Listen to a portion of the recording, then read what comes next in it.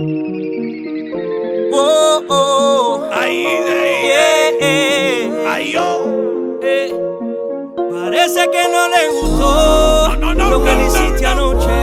Y la niña se fue por el 2 y me vino a buscar en su coche. Dilo. Ella lo hace contigo, pero está muerta conmigo.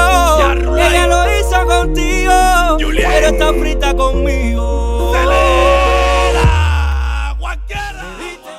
Cuba, the land of rum, tobacco, sugar, and dancing. A country with history more turbulent than the hips of its citizens. It has been ruled by a Communist Party of Cuba ever since the revolution of 1959. With Fidel Castro as the head of state and financial support of the Soviet Union, the country went through a period of major reforms. New infrastructure, free healthcare, and free education, accessible for all, were brought into life during this period. The Cuban healthcare system is organized into 3 levels: primary, secondary, and tertiary healthcare. Cuba is a country that struggles economically due to the embargo, the effects of the COVID-19 pandemic, and other factors. Shortages are not uncommon, even in healthcare. That's why Cuban healthcare is focused on prevention rather than curation. Primary healthcare and the family doctor, or consultorio, are therefore of significant value to the Cuban healthcare system. Cubans are instructed to visit their family doctor at least once a year, or depending on the risk factors, more frequently. Through this medical system and through its educational program, attempts the Cuban government to keep its population from getting sick, so they can live long and healthy lives. The Cuban government has published impressive figures on infant mortality rate, life expectancy at birth, and incidence of HIV, all of which were comparable to high-income countries. But due to the financial crisis caused by the COVID-19 pandemic, the infant mortality rate has almost doubled. The scarcity of medical supplies and contraceptives, in specific condoms, has increased. This poses the questions: how has the Cuban government organized its unique healthcare system to deal with HIV in the past and the present? How does this system function under the pressure of increased scarcity? And what is life in Cuba like for patients with HIV and people in risk groups? To answer these questions, we have interviewed a promoter of health who also lives with HIV, a medical student, and high school students.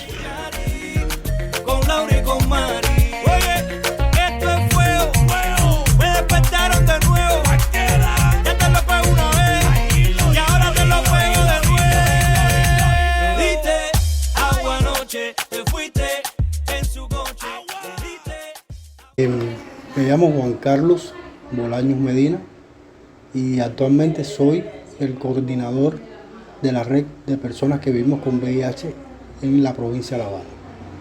Nosotros tenemos una organización que queremos en estos momentos ser una organización no gubernamental de la sociedad civil con personalidad jurídica y estamos distribuidos a nivel nacional.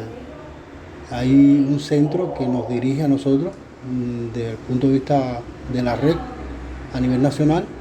Está en cada provincia un equipo técnico provincial y en cada municipio otro equipo técnico municipal. Y así estamos conformando la red de personas que vivimos con VIH en Cuba. Estamos organizados con un equipo que consta de varios miembros en dependencia del territorio, desde la persona que atiende mujeres seropositivas y atiende todo lo que tiene que ver con salud sexual y reproductiva en las mujeres que viven con VIH en Cuba. Tenemos una persona que atiende jóvenes y niños afectados e infectados por el VIH. Tenemos también una persona que atiende organizado, o sea, todo lo que tiene que ver con aspectos de comunicación del equipo de cada territorio. Tenemos también una persona que atiende fortalecimiento organizativo en el equipo técnico municipal, provincial y nacional.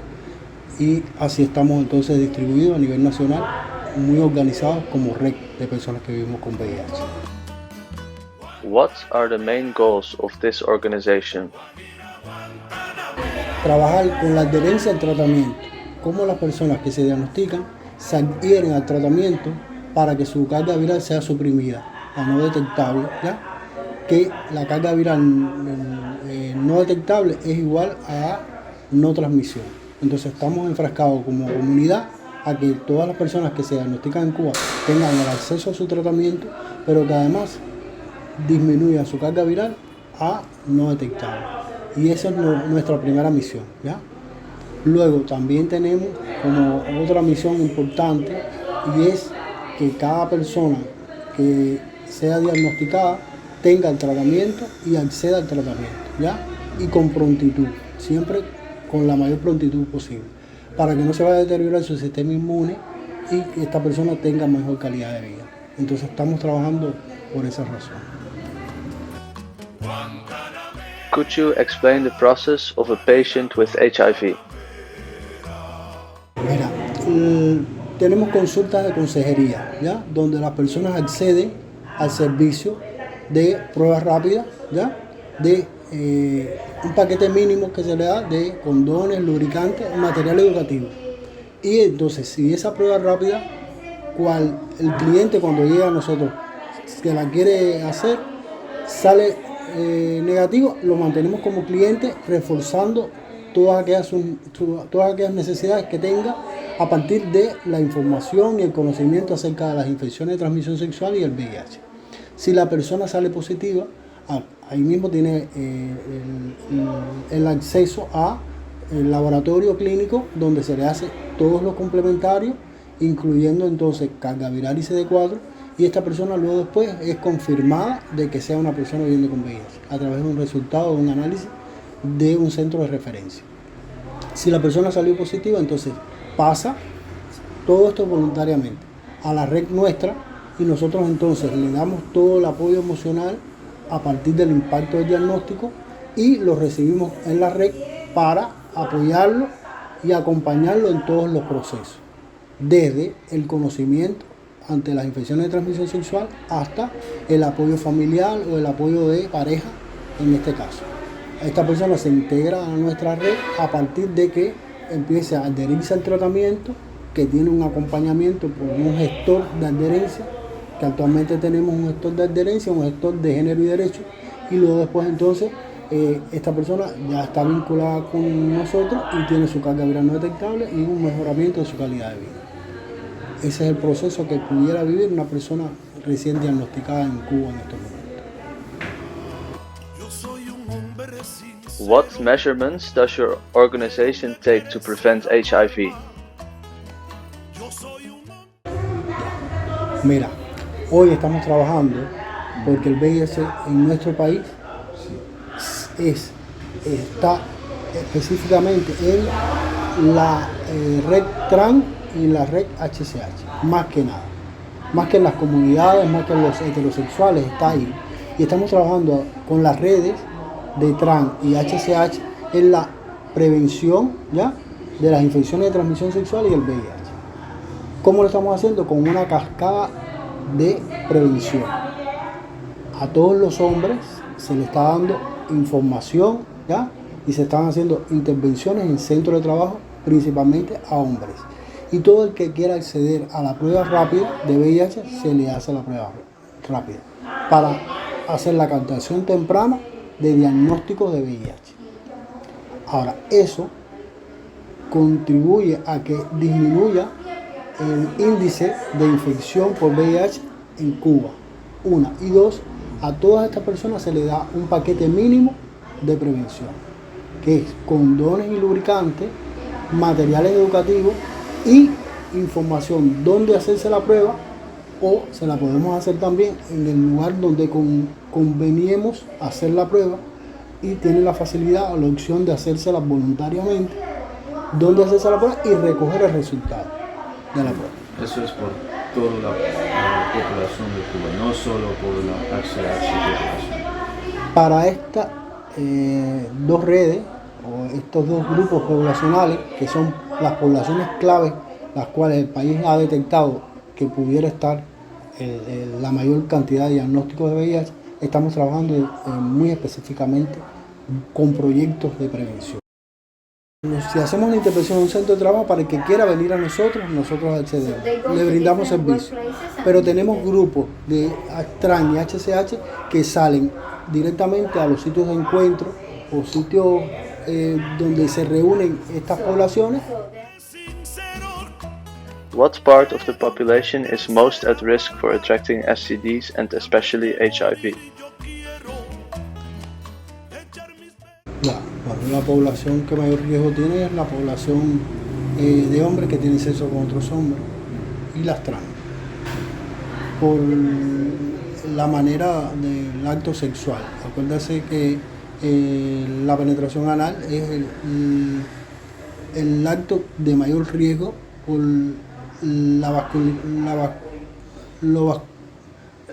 es la zona más vascularizada que tiene el cuerpo humano, y por ahí es que está en mayor riesgo de la infección por VIH. Del alma, y antes de morir yo quiero echar mis versos del alma. What information did you get after testing positive for HIV? Bueno, ahí es donde te informan que existe un sanatorio, que existe medicamentos, que existe la manera de cuidarte y de vivir más y con mejor calidad de vida. Es donde te informan después del diagnóstico. Pero todo va pasando paulatinamente y hay que experimentar, ¿verdad? Hoy la red nuestra tiene a un grupo multidisciplinario en cada municipio, en cada área de salud, ¿ya? Tiene incluso los médicos de familia, que hoy son los que dan el diagnóstico en la comunidad, y tienen este centro. Este centro se abrió a partir del año 2000 con apoyo del programa de Naciones Unidas, y es donde nosotros recibimos a todas las personas que quieran venir y tener nuestro servicio de consejería, de acompañamiento y de atención. Este es el centro que lleva todo esto. Is there sexual education aimed to prevent STDs? Sí, en estos momentos en cada institución escolar, para los estudiantes de secundaria, se les hace un trabajo investigativo acerca de las infecciones de transmisión sexual y el VIH por protocolo de estudiantil, y vienen muchos estudiantes acá a buscar soporte educativo, materiales educativos para presentar su trabajo, y ese trabajo es evaluativo, o sea que hay mucho conocimiento acerca de las infecciones de transmisión sexual y el VIH en estos momentos, y está dentro de esta cascada de prevención para las comunidades, para la población en general. Sí. Esto con apoyo de la radiodifusión, de la televisión, etcétera, en nuestro país.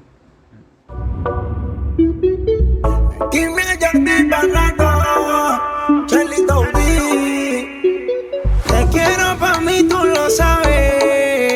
Te tengo un sentimiento que no cabe. Have you ever had sexual education in school? Yes, here in Cuba, we have sexual education even in the primary school. It's like we've been told like we have to. It's different because for children it's difficult to talk about these topics also here. But it is like you don't need to have sex with everyone. You just have to select like the couples. Do you understand it? It's like not like having sex with everyone, just to have like normal couples in the period of time. It's hard to explain that. That's what they teach in school. Yeah. To not have sex with everyone. Yeah, that's like in primary school. When we are in the middle school, secondary school, we are taught more like condoms and infection disease, something like that. Something that they can show the genitals, what happens, things like that. And we have something called like interest circles. It's like a group of students join in we call that circle, because we have like a teacher and they speak about a topic, and one of those interest circles are about sexual education too.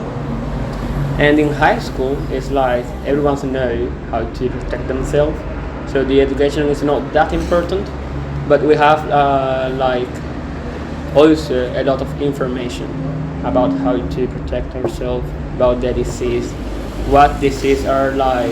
The transmission is by sexual transmission with the genitals or with the fluids, things like that. Do they also teach about homosexuality? Like? No, that's a topic that here in Cuba is not talking that much. Also not in schools? Also not in school. Are you able to have safe, responsible sex right now in the current situation in Cuba? No, it is like we have like a lot of information in school, at least my school, because I think that not every school they have this kind of programs, even when the education is like national. Sometimes we have like teachers, they would talk about this. Sometimes we have teachers that have the moment to talk about this, and sometimes they just talk about this in their own classes. For example, the Spanish teacher will talk about sexual disease. But even though when we have those information, the cultural things is so important. And here in Cuba, like a lot of children have premature sex, maybe they don't have protection in this sex. And even though they know that, it's like the younger you have sex, it's like you're more macho, you're more man, more popular, more cool. So they would think in those things first, instead of the disease they would get. And what about you personally? Personally, I was not that premature sex kid. For me, it's kind of different because I am gay. So being gay is different. You have to come out, you have to meet people, and here in Cuba, being gay is kind of hard. And no, I knew everything about that because my first time I was like with the conscious about those diseases, about the risks, about the community LGBTQ here in Cuba, and there is like the people that you have more probability to contagious with.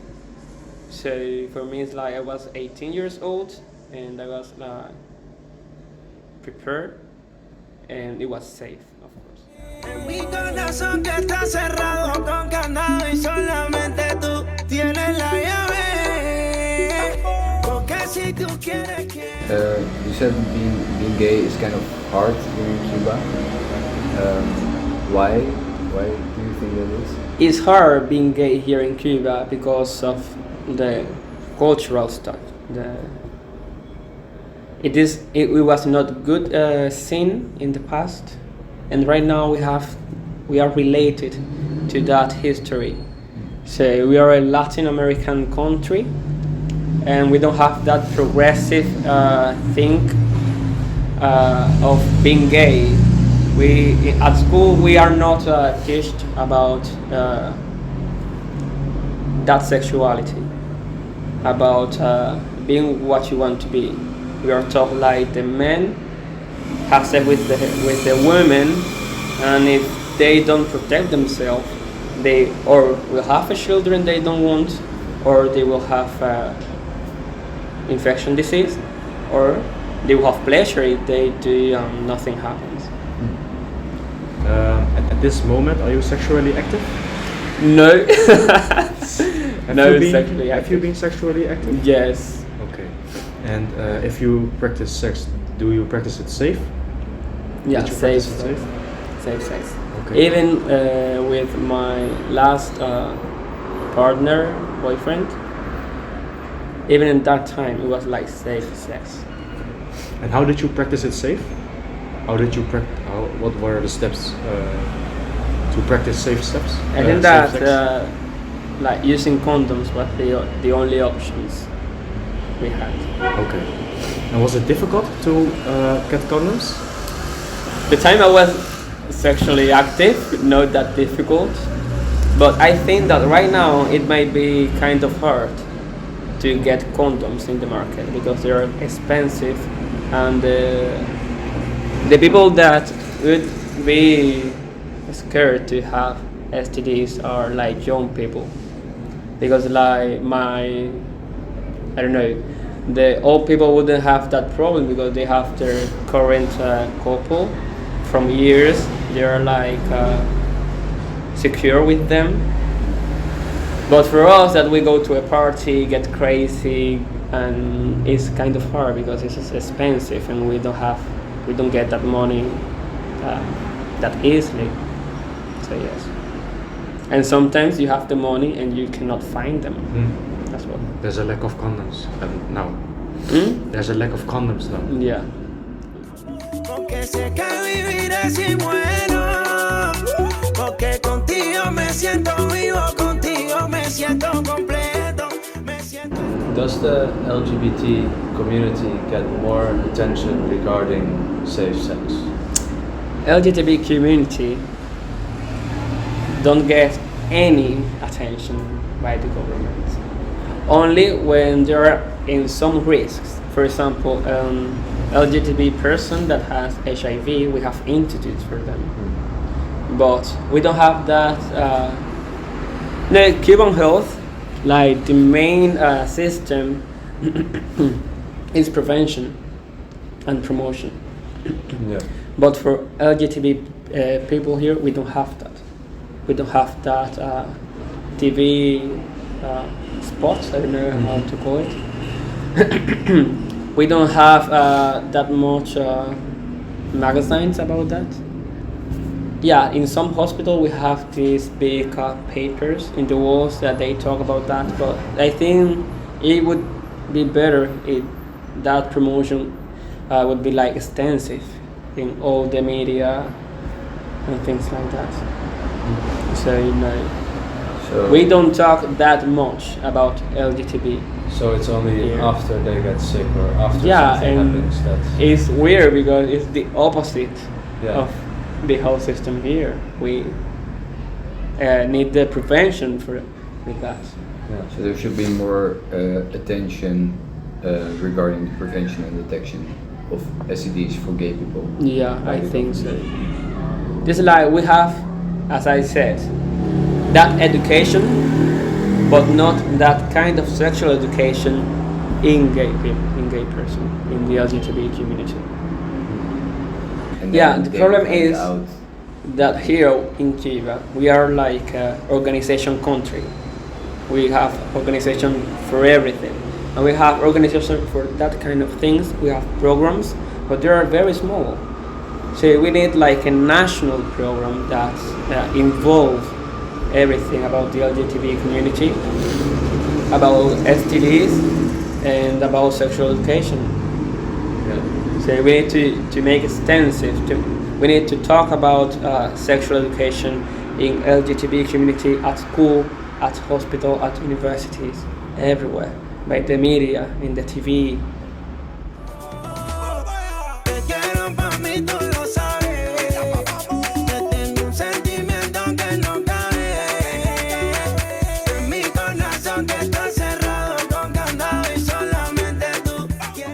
Are you able to have safe sex in Cuba?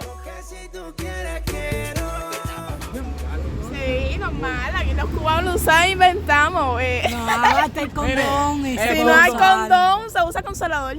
Vamos a hacerle. Y también habita en No, a ver, eso está erróneo. Un consolador también puede existir como bacteria, ¿me entiendes? ¿Me entiendes? Y lo único que hay que usar es condón. Y ya lo repito, si no hay condón, habita nylon.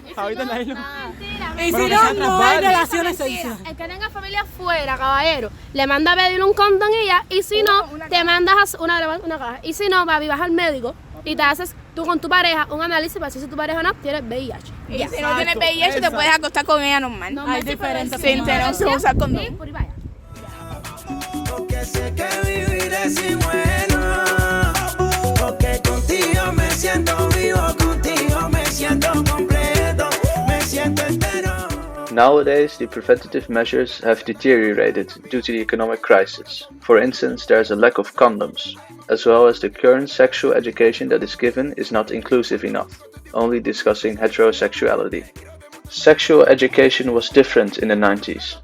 Condoms were readily available for free, but if someone attracted HIV, they would be sent to a sanitary, whether they wanted it or not. Nowadays, there's a network of STD and HIV care within the community, which you could approach voluntarily whenever you seek information.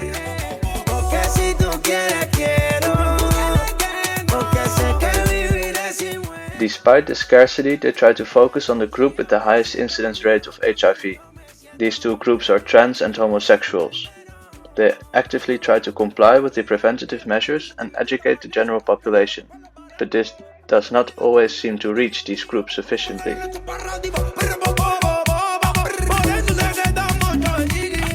If a person gets diagnosed with HIV, adequate treatment is available for everyone for free.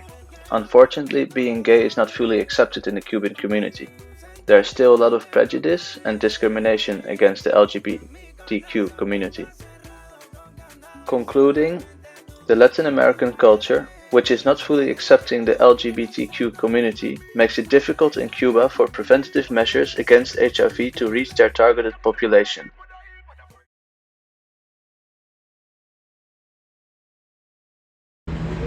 Because you have nothing with a free pill you don't have.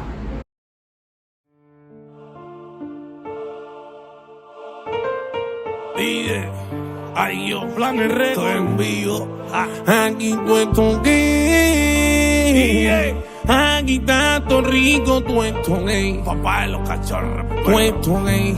Aquí puesto gay. Aquí está todo rico, puesto gay. Ahora, puesto gay. Lo tengo caminando por el expressway. Los mexicanos me dicen coño, güey. Te lo juro por la burra que no voy a dar play. Yo se calentó. Me siento como un día, me siento un sensei. Y te digo, mira. Sé que te duele y te conmueve. Te molesta que ve y tú no puedes. Todos los temas en la pista los tengo pegados. Si tienes duda, pregúntale a María Mercedes. Que yo tengo la sandunga que la muchachita solicita. Yo le caigo y no tengo cita. Ya no me llamen, no me tiren a privado, que ya no necesito visita. Soldado, me siento trancado como un candado. Todo anticipado, todo mentirado. No mires por el lado que en estos papitos nunca he equivocado.